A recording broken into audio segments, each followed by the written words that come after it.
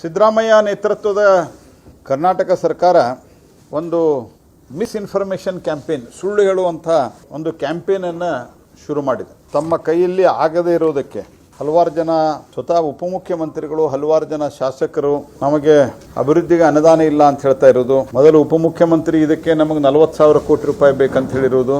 ಆನಂತರ ಬಸವರಾಜ ರಾಯರೆಡ್ಡಿ ಅವರು financial adviser 58,000 ಕೋಟಿ ಬೇಕಾಗಿರೋದ್ರಿಂದ ನಮಗೆ ಸಾಕಾಗಿ ಹೋಗಿದೆ ಅಂತ ಹೇಳಿರುವಂಥದ್ದು. ಯಾವುದೇ ರೀತಿಯಾದಂಥ ಪ್ರಾಪರ್ ಪ್ಲಾನಿಂಗ್ ಇರಲಾರದಂತೆ ಇವರು ಘೋಷಣೆಗಳನ್ನು ಮಾಡಿರುವಂಥದ್ದು.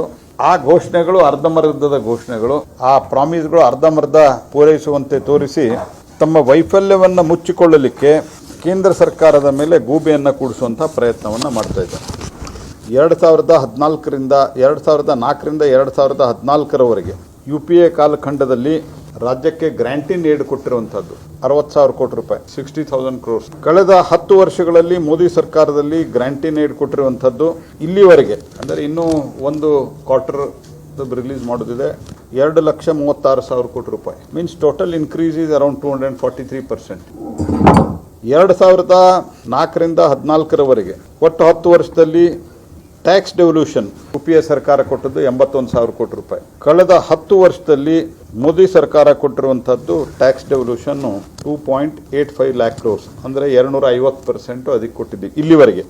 ಇನ್ನೊಂದು ಕ್ವಾರ್ಟರ್ದು ಪೆಂಡಿಂಗ್ ಇದೆ. I think another 18,000 crores it is at pending. 18,000 ಕೋಟಿ ರೂಪಾಯಿ ಇನ್ನೂ ನಾವು ಕೊಡೋದಿದೆ.